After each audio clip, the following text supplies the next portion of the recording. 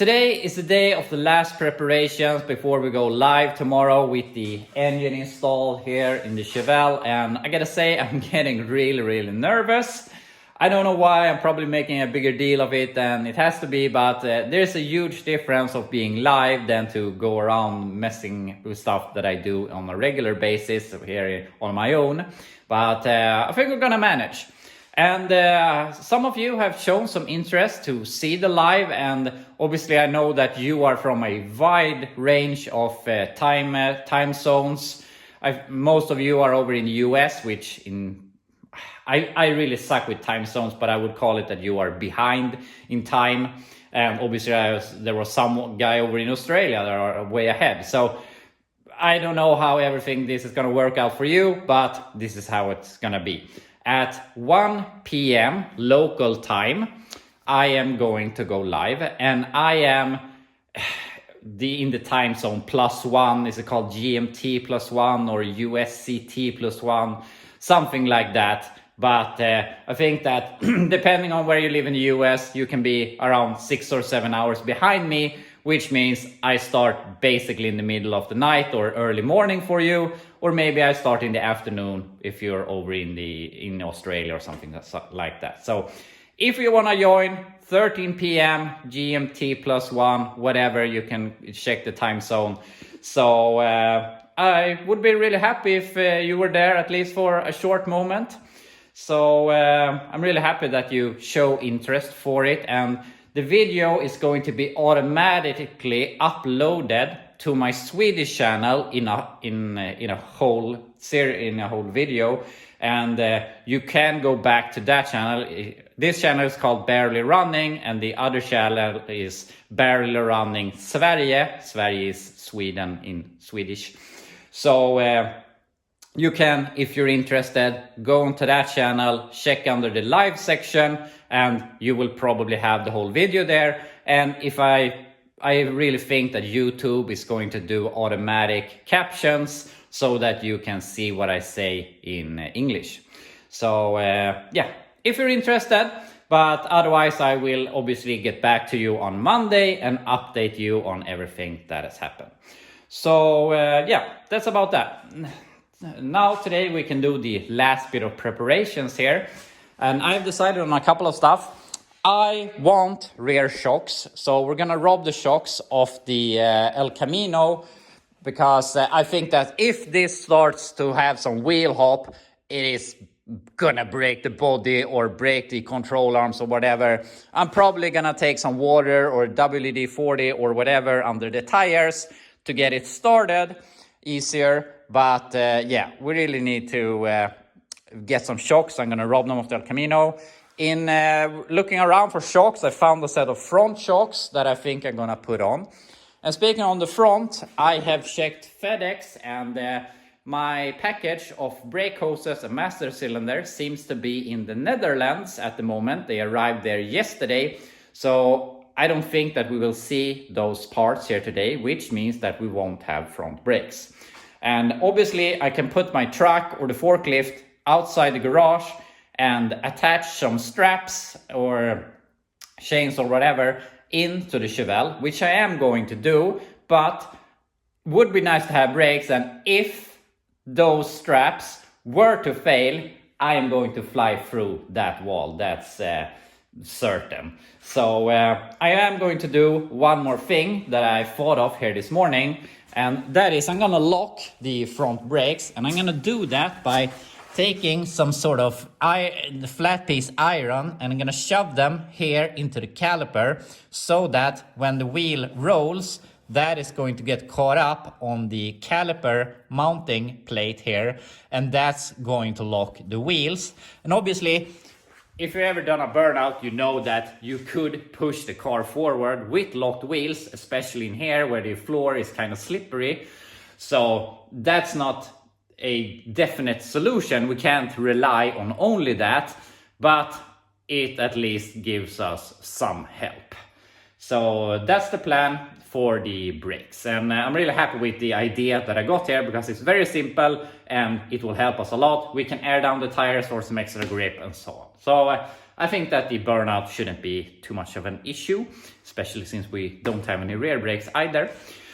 So that's that about brakes, but we have a lot of other preparations we're gonna do here. I have a boat tank, I have filled up with fuel, I have bought a universal ignition lock that we are going to put in. So I'm gonna do it very, very simple. I'm gonna put the boat tank here along with the battery.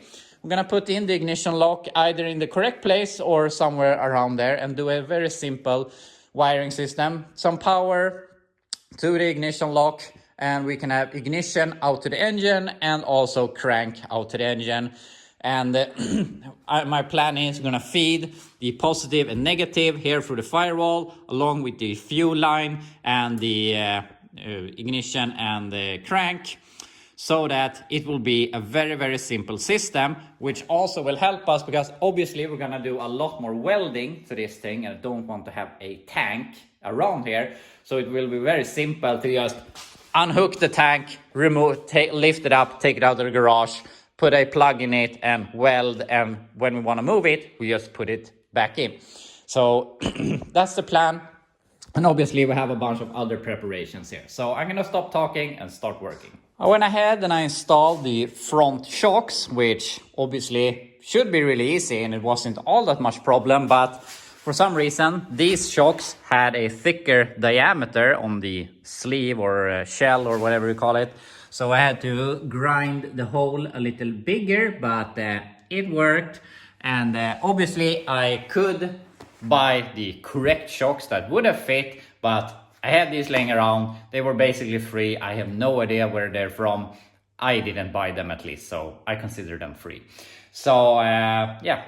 Beggars can't be choosers, so we had to grind the holes a little bigger. So the shocks in front are in. So I put it up on jack stands in the rear here so we could continue with the rear shocks that we are going to rob from the El Camino.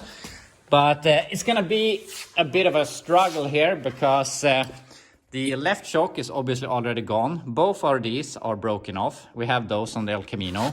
But it's really tight up here, and obviously they have made a hole here sometime to remove the shock, and obviously they didn't do it on this side because both of them they are spinning because they are nuts on the upper side, but they are so rusted so I can't really fit something on them, and this shock is really big and in the way. So yeah, I have to figure something out so that I can remove them. Maybe I will cut a hole here, but for some reason this is one of the only parts where the floor is actually good. So we'll see about that. I'm gonna say, I'm in a point right now where, I mean, I'm thinking that I'm maybe over preparing because obviously I want to do some work on the live because otherwise there won't be a reason, but also I don't want to get stuck. So I'm really in this limbo where I might think I overdo stuff. So somewhere we have to draw a line where this is enough to keep for the next day, which is tomorrow, obviously. So yeah, we'll see. But anyway, while we're here, we're gonna attend another issue, and that is the rear axle, because there's obviously something wrong with this rear axle, because if we spin this wheel rearwards, that wheel doesn't move or spin forwards, which we are going to solve with the welder. So yeah, I'm gonna rob the shocks from El Camino, change those, and we can remove this cover and see how it looks. We're out here at El Camino, which I feel really, really bad for that I'm not working on it. But today we're going to rob some parts from it. So I got one shock off. I need another tool to get that shock off. But there was something interesting here that I wanted to show you. And we've been talking about reinforcing the Chevelle frame because of the twisting motion, and I realized that the El Caminos and the convertibles had a bracket that we don't have on our frame, and that is this one that ties together here, and that obviously gives it a lot of twisting strength. So we're definitely going to do something similar to the convertible down the road when we get to repairing this area. But speaking of the El Camino, my plan right now is that after we're done with the Chevelle, which is basically tomorrow, but I'm gonna take a few days to button up some things and get it a little more drivable than we will achieve tomorrow. And then my plan is to drive it out of the garage, take this thing in. Obviously we're gonna take the body in and repair that so that we can get the El Camino body back here onto the frame and make this thing run and drive again. That's my plan at least. Don't hold me to it. We'll see what we can do. But anyway, let's remove that shock so we can go into the warm garage again. Finally, we have that stupid shock off, and I found some rust, but we're not gonna attend that right now. And what a mess, because I tried to get this out of the way and it broke the rod here. So, I mean, this was all done for anyway. It is seized up, but it still had this big part left. So I had to slice it here so I could get all of this out of the way so that I eventually could cut the bolts. But it was really tight getting the cutting disc in there. But we have them removed. So now we just have to remove these. We can just cut them. I think they're never gonna unbolt. And install the shocks, and then we're gonna look at the rear axle. Shocks are in, and something that bugs me about older vehicles, I'm not sure if this is along all of older vehicles, but that is that on a lot of places there are bolts and a nut instead of a sort of nut insert or some welded nut on the backside. So that if we look here at the control arms, instead of welding this nut here, they have a straight through and a nut on this side. And the same thing goes for the shocks. If they would have welded a nut insert here on the inside, then this wouldn't have been that big of an issue. But yeah, at least we have them in place now. So I've started to draining the rear axle here. The oil looks like death itself, but at least there were oil in it. So I'm gonna remove the cover and see what we have in there. Cover is off, and as we expected, we have an open differential, and we have 37, which means we have 308 gears, which I think is perfect. And obviously I wasn't expecting to having a limited slip or anything. There is a rumor or whatever, wives' tale, that a lot at Swedish cars basically all had limited slip differentials to be able to get more traction in the winter. And I can't say that I agree. The 67 Chevelle I had last year was a posse, but that was sold new, I think, here in Sweden. This one I really think is sold new here, and it doesn't have a posse. So I don't know, maybe a lot of them had with the argument to get traction in the winter, but I don't think it was definitely not 100% thing. Maybe it was some dealers that imported or got them here as new, shows the option of limited slip, and some other dealers did not. But I don't know, it's a wives' tale at least. But obviously we don't have any form of limited slip or anything. And at first I had a bit of a bad conscience for welding this, because it is a perfectly functioning, or I thought it was perfectly functioning, open differential.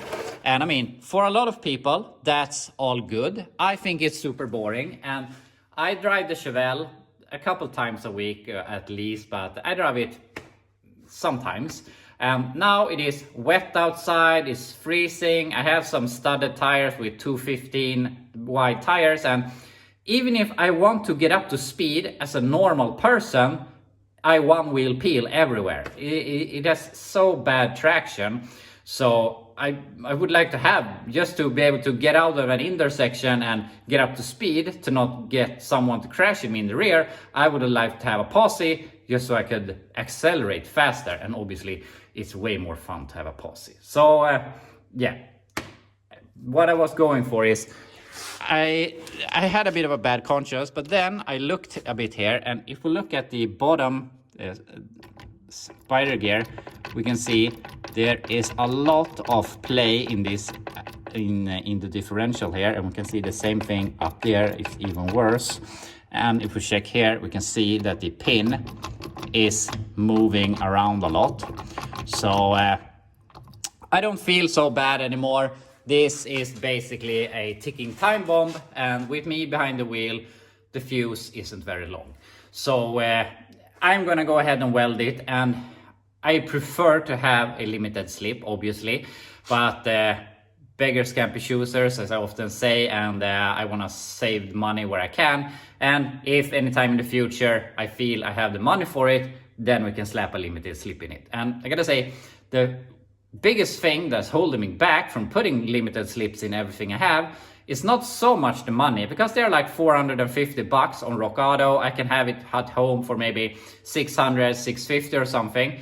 But it is the install. I'm really worried about the backlash and back and forth, having the correct engagement on the gears, and I don't want to wear them out, obviously. So that's what holding me back. So I really need to learn how to set backlash and preload and whatnot.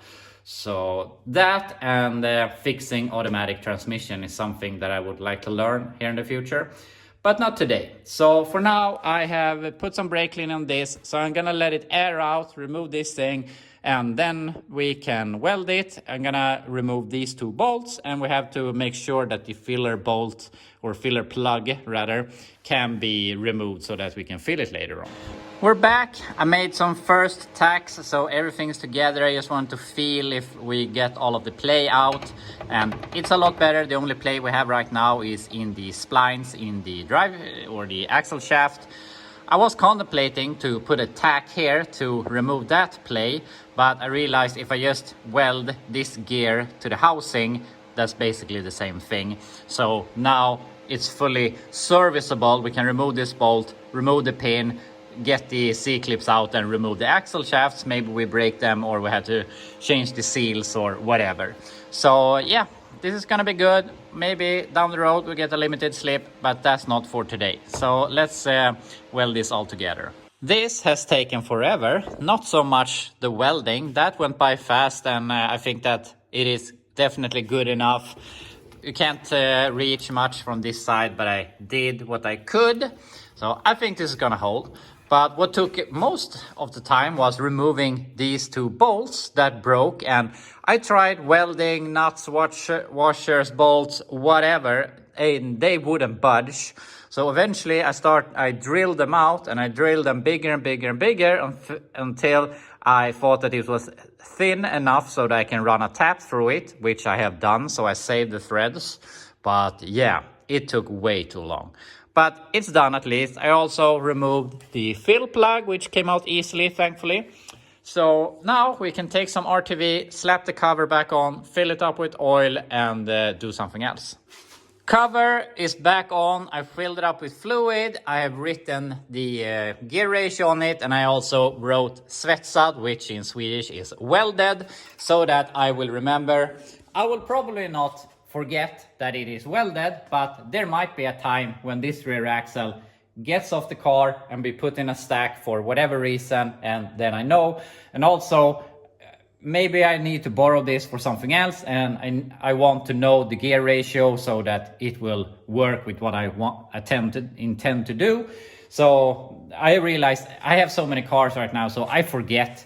When we worked on the Chevelle, I removed the cover to change the oil, just to realize I have already changed the oil. So yeah, now we know that, or for whatever reason, if I forget, we know what we have.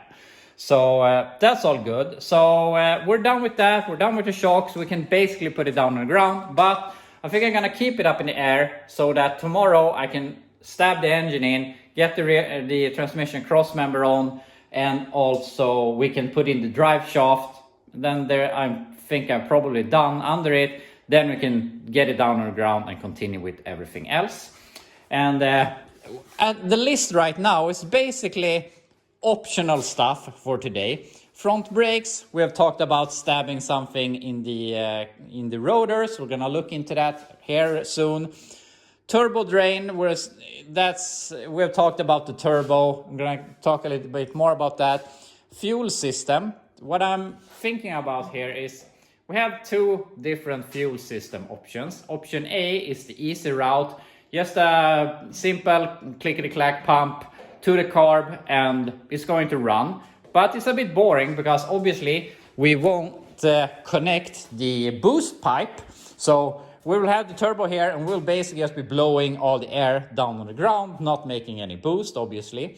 So we could build a boost charge pipe, but then we would need the correct fuel system that this will have in the future, but that's a lot more work, more than I know, and I'm not sure that I want to go that route. Tomorrow I'm gonna go ahead and see what AN fittings I have, if it would be possible to achieve it, we'll see. But yeah, we have to think about that a little bit. But all in all, if we want, we can just put the click-clack pump and it's going to work, and that's really quick to do. And then we have electrical and the clutch rods. The clutch rods or the C-bar, that we can do tomorrow, because even if I did it today, it's gonna be basically a guessing game of maybe getting it right and maybe not, since the engine is not in the car. And the electrical, I mean, it's really fast. We're just gonna take a universal ignition lock, put it in and run some wires. It's not all that complicated, so we could do it tomorrow also. So as I said, we're basically at the optional level of work, but I want to see if I can fix the brakes here, and also I'm gonna go ahead and remove all of the stuff here on the firewall in preparation. But the brakes, I'm thinking that we can stab something in the rotors, and we put it down tomorrow and have the wheels at lock basically. And obviously we're gonna put some straps to it, but maybe we give it just a little bit of slack so that it might stand on the brakes, or if it were to slide forward a little bit, we have the straps saving it from going into the wall. So that's basically my idea. So we're gonna look into the brakes and clean off the firewall here. We've taken a bit of a turn here that I wasn't planning on doing, but it's gonna be good when it's done. And that is, I went ahead and looked for the fuel pump, which I found, but I also found something else, and that is this turbo. And the same viewer that gave me the turbo kit with that turbo also sent me this later on, and this is a Holset quality turbo. That's some Chinese ripoff of something, and he thought that this would work better, and yeah, so I put it on. But it also had a couple of extra things that is good with it. The oil pressure fit right on, and this one we actually have a V-band flange for a downpipe. I did not have that for that turbo. Minor issue, but it at least helps us a bit. And also it has a better oil drain. It has these AN fittings with a 45 degree or whatever, with the AN stuff. And also, thankfully, it had this fitting, and it's in regular steel. So I can play with regular steel, I can't play with aluminum. So this thing we can weld onto here if we remove that thing, and we can shorten this to make it work so that we can have a proper oil drain which is not hitting our turbo. So this is a better, what's the opposite of temporary? Can't find a better solution for the foreseeable future. So I'm gonna go ahead, cut this and put that on. So we will have this turbo. Still, we are not feeding the rest of the engine with it, obviously. And I gotta see if we can make this work. Obviously, it's a lot more work to do this because all of these AN fittings, I don't know them. And it's good if you have the fittings. If you don't have them, you can't really do much. So what is this is the inlet. So here we have to have some fitting that could go to our boat tank, and we have to make this go up to here some way, and also this has to go to the carb, and we have to connect this to this thing. We have to build a charge pipe. So yeah, there's a bunch more to it that we have to do. So we'll see, but at least we have the turbo that we want to run on it. So I'm gonna go ahead, fix the oil drain and see what time it is, because it is almost 6 o'clock already and I don't want to pull an all-nighter here. So we'll see which route we go with the fuel system. But yeah, fix the oil drain since we have basically put ourselves in a corner where we have to do it. Some quick welding later. I realized that maybe I could have cut the threads a little bit, but who cares? You're not going to see it. So now this fits onto there, but obviously we need to shorten it. So I'm going to do that. Hopefully not get the braided hose poking everywhere. So yeah, let's fix it. One more thing checked off the list that I didn't even think we were going to do. And this is how I'm going to show you how it turned out. I heard a tip that you can take some electrical tape before you cut it to make it nicer, but they went everywhere. But I managed to get it together. So now we have a proper oil drain. It could have been a tad bit shorter to make it want to go more straight, but also it keeps it away a little bit from the manifold. So I think this is going to be great. And also now the turbo is 100% installed. We don't have to think about anything about that. We only have to focus about around it. Downpipe, intake pipe, and obviously our charge pipe. And I'm really torn here if I should try and get it running as a proper turbo engine or if we just be posers and have this spinning on its own. I think I gotta just let it be for tomorrow. If we stab it in and it goes really smoothly and it feels like we have a bunch of time to spare, then I might try getting the fuel system to work and building a temporary charge pipe, because obviously later we want to have an intercooler and we have to probably gut the front end here to get that to fit, and we're gonna have charge pipes and whatnot. So yeah, we'll see how we go about that. But for now, at least the turbo is completely installed and that feels great. So now I'm gonna go ahead, I'm gonna remove the wheels, see how we can lock them.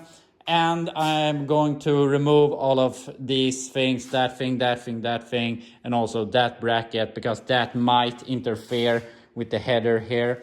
So yeah, let's fix that. I have cut off some stuff here, removed that thing. I cut off the shift arm for the 3-on-3. I removed the weird throttle linkage and some other stuff, and I welded on that rod. I have another throttle pedal pivot thing, but I thought, if I can use that, why not?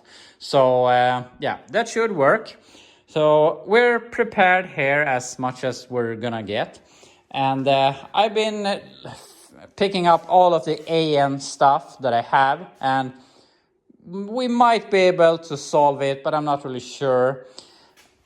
Here I found this fitting, and we could put a fuel hose on here. It's not perfect, obviously, but this is the suction side, so it's no pressure here, so it isn't going to want to blow apart.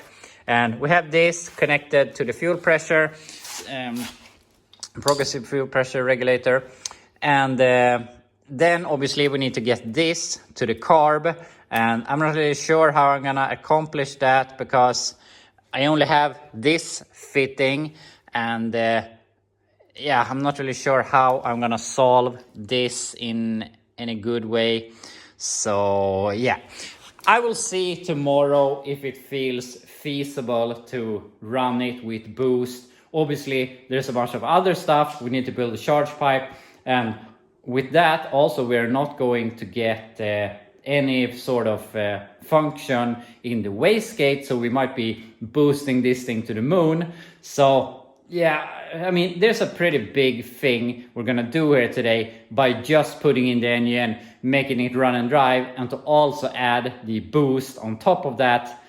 Yeah, it's another project in itself, and a project which I have no experience with, so we'll see. I'm gonna put in the engine. Depending on other struggles, we might go the easy route or we might go the hard route. We'll see. But I can prepare here for the rest of the night, but I'm just gonna call it here. It's 7 o'clock or over 7 o'clock. So yeah, I'm gonna go in, rest and prepare myself for tomorrow, because I know there's gonna be draining being live for however long we decide to make it. So yeah, would be really fun if some of you would appear there. It would really mean a lot to me that you would actually go to that length. But anyway, I really hope you enjoyed the video here. If you won't be there for the live, I'll be back to you on Monday with the update on how or where we're at that point.